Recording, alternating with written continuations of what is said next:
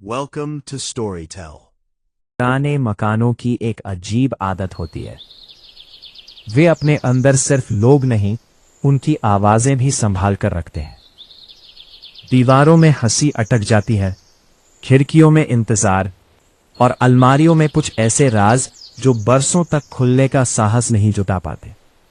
आर्यन के घर की दीवारें भी कुछ ऐसा ही छुपाए बैठी थी। मां को गए हुए 6 महीने हो चुके थे। घर अब भी वैसा ही था। रसोई में सजी हुई मसालों की डिब्बियां, आंगन में रखा तुलसी का गमला, और वो लकड़ी की अलमारी जिसके ऊपर एक पुराना लोहे का बक्सा रखा था। मां अक्सर उस बक्से की धूल खुद साफ करती थी। जब भी आर्यन पूछता, इसमें क्या है, वो मुस्कुराकर कहती, मेरी अधूरी बातें। उस समय वो बात मजाक जैसी लगती थी। अब वही शब्द उसके दिल में चुभते थे। उस शाम हवा कुछ ठंडी थी। आर्यन ने स्टूल खींचकर बक्सा नीचे उतारा। जैसे ही उसने ताला खोला, धातु की हल्की सी कराहती आवाज कमरे में गूंज गई। अंदर पुराने कपड़े थे, कुछ पीले पड़े ग्रीटिंग कार्ड, और नीचे कपड़े में लिपटी एक डायरी। कवर पर मां की साफ गोल लिखावट थी, मेरी अधूरी बातें। उसने उंगलियों से कवर पर जमी धूल हटाई और पहला पन्ना खोला। स्याही हल्की फीकी पड़ चुकी थी, पर शब्द अब भी जिंदा थे। आज उसे फिर देखा। वो हमेशा की तरह खिड़की के पास खड़ा था। शायद उसे अंदाजा भी नहीं कि कोई उसे इस तरह देखता है। आर्यन ठहर गया। उसकी मां, जिसे उसने हमेशा मजबूत, संयमी और परिवार में डूबी हुई देखा था, यहां किसी और रूप में थी। एक लड़की जो किसी को दूर से देखती थी। पन्ने पलटते गए। हर तारीख कॉलेज के दिनों की थी। आज उसने मुझसे पूछा कि मैं हमेशा वही सीट क्यों चुनती हो। मैंने कहा, क्योंकि वहां से बाहर का आसमान दिखता है। उसने कहा, फिर तो तुम उड़ना चाहती हो। पढ़ते पढ़ते आर्यन के होठों पर हल्की मुस्कान आई। उसने मां को कभी इतना हल्का, इतना मासूम कल्पना में भी नहीं देखा था। डायरी में एक नाम बार बार आता था, विवान। वो नाम जैसे हर पन्ने की धड़कन था। विवान ने आज लाइब्रेरी में मेरे लिए सीट बचा कर रखी थी। विवान ने कहा कि मैं जब मुस्कुराती हूं तो उसे घर जैसा लगता है। विवान ने पूछा कि क्या मैं कभी उसके बिना रह पाऊंगी। हर वाक्य में एक सादगी थी। कोई फिल्मी वादा नहीं, कोई बड़े बड़े सपने नहीं, बस साथ बैठने, बातें करने और एक दूसरे को समझने का सुकून। फिर अचानक लहजा बदल गया। आज घर में रिश्ते की बात चली। पापा की तबीयत ठीक नहीं रहती। मैं उन्हें परेशान नहीं कर सकती। शब्द भारी होते गए। विवान को बताने की हिम्मत नहीं हुई। वो मेरी आंखों में पढ़ लेता है, पर शायद इस बार मैं चाहती हूं कि वो ना पढ़े। आर्यन का दिल कस गया। उसे लगा जैसे वो किसी की निजी पीड़ा में चुपके से दाखिल हो गया हो। आखिरी भरे हुए पन्ने पर लिखा था, अगर कभी मेरा बेटा यह पढ़े तो वो समझे कि उसकी मां कमजोर नहीं थी। उसने बस अपने हिस्से की जिम्मेदारी चुनी। इसके बाद कई पन्ने खाली थे, खाली जैसे कोई कहानी अचानक रुक गई हो। आर्यन ने डायरी बंद कर दी। कमरे में सन्नाटा था, पर उसके भीतर शोर उठ रहा था। क्या पापा जानते थे? क्या विवान को कभी सच्चाई पता चली? क्या मां ने कभी पीछे मुड़कर देखा? उस रात उसे नींद नहीं आई। वो खिड़की के पास बैठा रहा, ठीक वैसे ही जैसे डायरी में मां बैठा करती थी।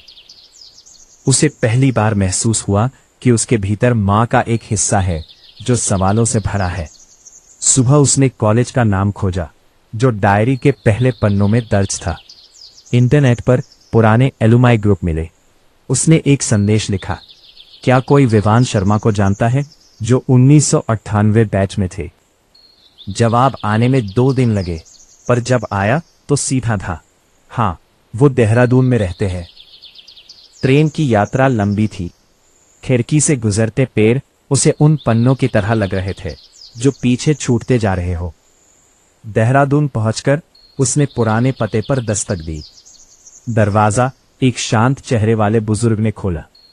जी, क्या आप विवान शर्मा हैं? उन्होंने सिर हिलाया। हाँ, आप? आर्यन ने गहरी सांस ली। मैं मीरा का बेटा हूं। नाम सुनते ही उनकी आंखों में जो हलचल आई वो किसी लंबे इंतजार के टूटने जैसी थी। उन्होंने दरवाजा पूरा खोल दिया। कमरे में साधारण फर्नीचर था। खिड़की के पास एक कुर्सी रखी थी। वह कैसी है? विवान ने धीरे से पूछा। आर्यन की आवाज भर्रा गई। 6 महीने पहले चली गई। कुछ पल दोनों चुप रहे। उस चुप्पी में सालों की दूरी थी। फिर विवान ने कुर्सी की ओर इशारा किया। बैठो, मुझे उसके बारे में सब बताओ। आर्यन ने डायरी आगे बढ़ा दी। विवान ने कांपते हाथों से उसे खोला। जैसे जैसे वे पढ़ते गए उनकी आंखों में नमी उतरती गई। वह हमेशा बहादुर थी, उन्होंने फुसफुसाया। शाम ढलने लगी थी। खिड़की से आती रोशनी फीकी पड़ रही थी। आर्यन ने महसूस किया कि कहानी अभी खत्म नहीं हुई है। डायरी में खाली पन्ने थे और उन पन्नों के पीछे शायद कुछ और भी। वह उसी रात होटल लौटा तो उसके मन में एक अजीब शांति थी, पर साथ ही अधूरापन भी। उसे लगा जैसे उसने दरवाजा तो खोल दिया है, पर अंदर अभी और कमरे बाकी है। देहरादून की उस शाम के बाद आर्यन देर तक होटल के कमरे में जागता रहा। बाहर पहाड़ों की हवा में एक ठंडक थी, पर उसके भीतर स्मृतियों की गर्मी फैल चुकी थी। उसने डायरी फिर से खोली। इस बार वह शब्द नहीं पढ़ रहा था, वह उनके बीच की खामोशी पढ़ रहा था। जिन पन्नों के बाद खाली जगह थी, वह खालीपन उसे बेचैन कर रहा था। क्या मां ने सचमुच लिखना बंद कर दिया था, या उन्होंने कुछ छुपा लिया था? अगली सुबह वह फिर विवान के घर गया। दरवाजा खुलते ही विवान ने जैसे समझ लिया कि वह वापस आएगा। उन्होंने बिना कुछ पूछे चाय चढ़ा दी। कमरे की दीवार पर एक पुरानी फ्रेम की हुई तस्वीर टंगी थी, कॉलेज का ग्रुप फोटो। आर्यन की नजर तुरंत उस चेहरे पर गई जो डायरी की कल्पनाओं से मेल खाता था। वही हल्की मुस्कान, वही आंखों में ठहराव। क्या आप मुझे उनके कॉलेज के दिनों के बारे में बताएंगे? आर्यन ने धीरे से पूछा। विवान कुछ देर चुप रहे, फिर खिड़की के पास जाकर खड़े हो गए। तुम्हारी मां हमेशा खिड़की के पास बैठती थी। कहती थी कि बाहर का आसमान देखकर उन्हें लगता है कि दुनिया बहुत बड़ी है और उनके डर बहुत छोटे। स्मृति का कंपन था। उन्होंने बताया कि कैसे लाइब्रेरी में पहली बार बात हुई थी, कैसे मीरा यानी आर्यन की मां बहस में तेज थीं पर भावनाओं में शांत, कैसे वो छोटी छोटी बातों में खुश हो जाती थीं। बारिश की पहली बूंद, कैंटीन की सस्ती चाय या खाली क्लासरूम में गूंजती हंसी। उनका प्यार शोरगुल वाला नहीं था, वो साथ बैठने, एक दूसरे को सुनने और बिना कहे समझ जाने में था। एक दिन उन्होंने मुझसे कहा था, विवान ने धीरे से कहा, अगर कभी मैं तुम्हारे साथ न रह सकूं तो क्या तुम मुझे कम समझोगे?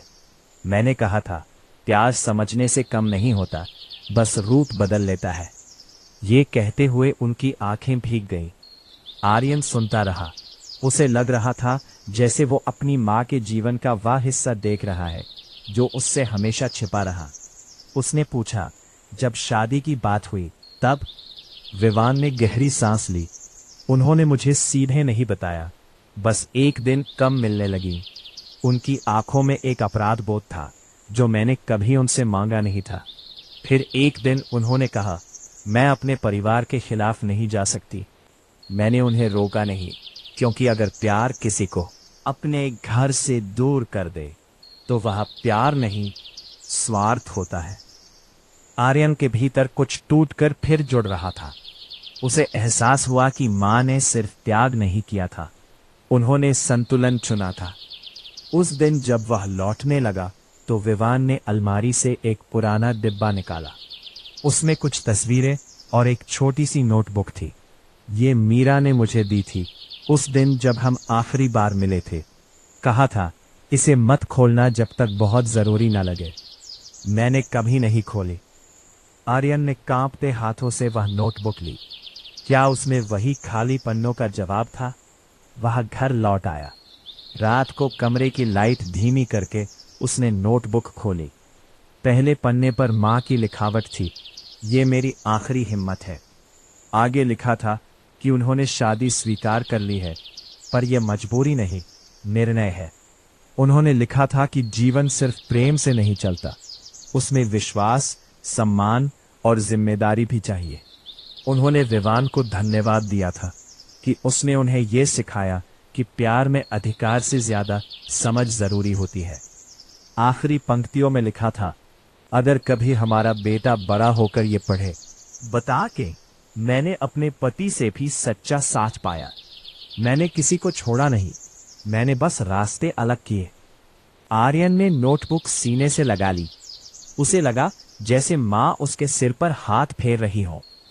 कुछ दिनों बाद उसने पापा से बात करने का साहस जुटाया। रात का खाना खत्म होने के बाद वो उनके पास बैठ गया।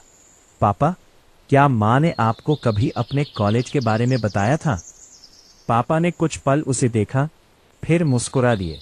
हाँ, उन्होंने शादी से पहले सब बताया था।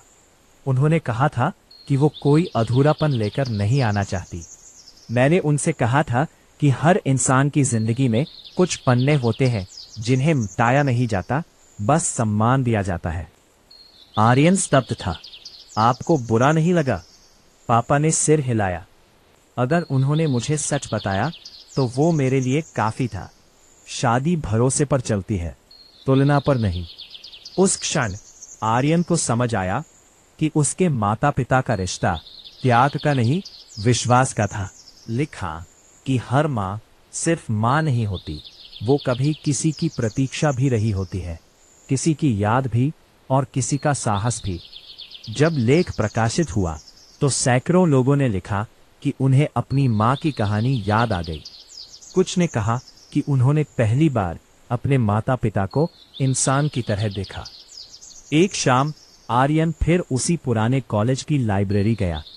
खिड़की के पास की सीट खाली थी। वो वहां बैठ गया। बाहर आसमान में हल्की धूप थी।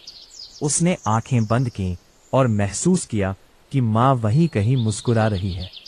उसे अब कोई प्रश्न नहीं था, न कोई शिकायत, न कोई अधूरापन। उसने समझ लिया था कि प्यार का मतलब हमेशा साथ रहना नहीं होता। कभी कभी प्यार का मतलब होता है सही समय पर पीछे हट जाना, ताकि किसी और का जीवन पूरा हो सके। वो उठा, डायरी को अपने बैग में रखा और बाहर निकल आया। हवा में एक सुकून था, जैसे किसी ने सालों पुरानी कहानी को आखिरकार सही अंत दे दिया हो। समय का अपना तरीका होता है घाव भरने का। वो शोर नहीं करता, बस धीरे धीरे भीतर की गांठें ढीली कर देता है।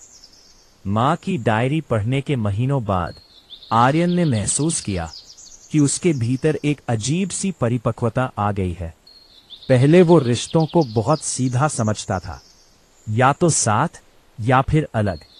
लेकिन अब उसके भीतर माँ की कहानी थी, पापा का विश्वास था और विवान का धैर्य था। उसने धीरे से कहा, मैं सही समय पर सही फैसला लेने की कोशिश करूंगा। प्यार अगर सच्चा होगा तो वो किसी को तोड़ेगा नहीं। उसकी ओर देखा, जैसे वो उसके जवाब के पीछे की गहराई पढ़ने की कोशिश कर रही हो। तुम बदल गए हो, उसने मुस्कुराकर कहा। आर्यन ने भी मुस्कुराया। शायद मैं पहली बार समझा हूं कि रिश्ते सिर्फ दो लोगों के नहीं होते, उनके साथ यादें, जिम्मेदारियां और कई अनकहे वादे भी जुड़े होते हैं। धीरे धीरे उनका रिश्ता गहरा हुआ, लेकिन इस बार आर्यन के भीतर कोई जल्दबाजी नहीं थी। उसने नंदिनी को माँ की डायरी के बारे में बताया। सब कुछ नहीं, पर इतना कि वो समझ सके कि उसकी सोच कहाँ से आई है। नंदिनी ने शांत होकर सुना और कहा, तुम्हारी माँ बहुत मजबूत रही होंगी। आर्यन ने सिर हिलाया। हाँ, पर उन्होंने सिर्फ मजबूती नहीं दिखाई, उन्होंने संतुलन चुना। समय बीतता गया, पढ़ाई पूरी हुई, नौकरी के लिए अलग अलग शहरों के अवसर आए। एक दिन नंदिनी को विदेश में रिसर्च का मौका मिला। वो उत्साहित थी, पर असमंजस में भी।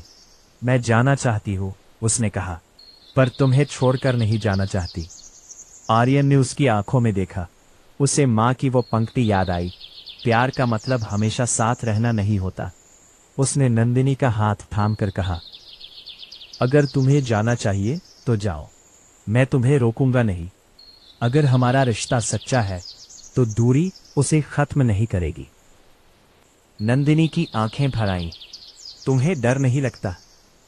आर्यन मुस्कुराया, डर लगता है, पर मैं प्यार को डर से छोटा नहीं होने दूंगा। कुछ महीनों बाद नंदिनी चली गई। शुरुआत में दूरी भारी लगी, कॉल्स कम हुए, समय का फर्क बीच में आया। कई बार गलत फहमियां भी हुई, लेकिन हर बार वे बैठकर बात करते, जैसे दो समझदार लोग। आर्यन ने सीखा था कि चुप्पी रिश्तों को तोड़ती है और संवाद उन्हें बचाता है। 1 साल बाद नंदिनी वापस लौटी। वह पहले से ज्यादा आत्मविश्वासी थी और उनके बीच का रिश्ता भी पहले से ज्यादा मजबूत। इस बार जब उन्होंने शादी का फैसला किया तो वह किसी डर या जल्दबाजी से नहीं, बल्कि समझ से लिया गया निर्णय था। शादी के दिन आर्यन ने माँ की डायरी अपनी अलमारी में सबसे ऊपर रखी। उसने सोचा, यह अब सिर्फ अतीत नहीं, एक सीख है। उसने पापा को देखा, जो शांत चेहरे के साथ सब देख रहे थे। उनके चेहरे पर गर्व था। रात को जब सब सो गए, आर्यन छत पर चला गया। आसमान में चांद आधा था, चमक पूरी। उसने आंखें बंद की और धीरे से कहा, माँ, आपने जो सिखाया वह मैं निभाने की कोशिश कर रहा हूं। हवा में हल्की ठंडक थी, पर उसके दिल में गर्माहट। उसे लगा जैसे कहीं से एक अदृश्य आशीर्वाद उतर रहा हो। कुछ साल बाद जब उसके अपने घर में एक छोटा सा बेटा दौड़ता फिरता था, उसने एक दिन अलमारी से वही पुरानी डायरी निकाली। उसने सोचा, शायद एक दिन वह भी यह पढ़ेगा। शायद वह भी समझेगा कि उसके दादा दादी, उसके माता पिता, सभी की अपनी अपनी कहानियां हैं। आर्यन ने डायरी के आखिरी खाली पन्ने पर पहली बार खुद कुछ लिखा। आज मैंने समझा कि माँ की कहानी अधूरी नहीं थी। उन्होंने जो छोड़ा वह खोया नहीं, वह रूप बदलकर हमारे जीवन में शामिल हो गया। उसने पेन बंद किया और डायरी फिर से संभाल कर रख दी। जीवन आगे बढ़ता रहा, पर अब हर रिश्ते में उसे एक गहराई दिखती थी। वह जानता था कि प्यार सिर्फ पाने की जिद नहीं, समझ की शांति है। वह सिर्फ साथ रहने का वादा नहीं, बल्कि एक दूसरे के फैसलों का सम्मान भी है। और इस तरह माँ की डायरी में लिखी अधूरी बातें आखिरकार पूरी हो गई, क्योंकि कहानी का अंत शब्दों से नहीं होता, वह समझ से होता है। घर की अलमारी के ऊपर रखा वह पुराना बक्सा अब भी वही है। फर्क सिर्फ इतना है कि अब उसमें छुपा राज किसी को बोझ नहीं लगता। वह एक विरासत है, समझ की, संतुलन की और उस प्यार की जो अपने होने के लिए शोर नहीं करता।